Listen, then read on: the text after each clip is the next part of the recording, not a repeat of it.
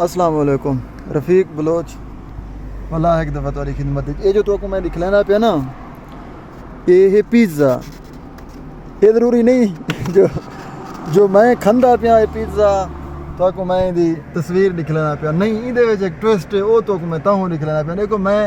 ये पिज़्ज़े वाली दुकान है नाल दे पियो इहदे विच बैठा मैं को जरा भुख लगी पई शाम दी टाइम है मैं कि कशे ना कशे घन के खावां। मैं इहदे दुकान विच बैठा ऊँ जो मैं को डिठे उन डिठे थे खारजी है सऊदी तो नहीं मैं को कि कितने का देना पई एक बर्गर क्योंकि वो तलो बर्गर वगैरह का तस्वीर भी लगा पे दे पे मैं यहीं को देख के बैठा तो मैं कि बर्गर है किसी ना बर्गर का है नहीं मेरे कने एक के पिज़्ज़ा भी है मेरे कने पराठा फतीरा मैं कि पिज़्ज़ा कितने का है वो है कि 15 रियाल दा मैं कि मैं नहीं गिनदा मैं निकलदा पिया आनी दुकान दे विचों मैं कि यार इतना एक्सपेंसिव चीज़ अस नहीं से खा सकते मजदूर लोग इसे वो है कि खड़ के देना पे मैं कि मेरे कने यार इतना गुंजाइश का है नहीं मैं अच्छी तू खाड़ तो सही हूँ आप चाहते पिज़्ज़ा पकाए सी तैयार किते सी दे दे पे रेडी करके मैं कुछ आ रही थी एक्सी हाँ एक दिन मैं ये कितने का है एक्सी कोई पैसे का है नहीं फ्री है चाह के मैं खा खारजी है सूर्या दा तो मैं को कि मैं कि यार ये ठीक नहीं चलो तू मेरे कने 15 ना गहन 10 तो गहन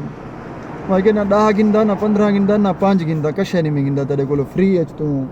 घन वन खा देता हूँ तो मैं बढ़ा के रीते देखो मजदूर है परला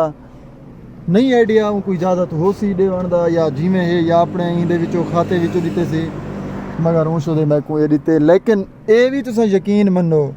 मैं तो को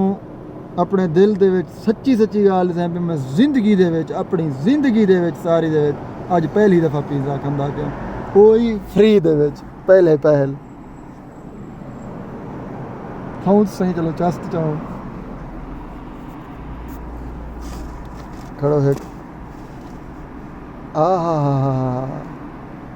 क्या ही बात है पिज़्ज़े दी है।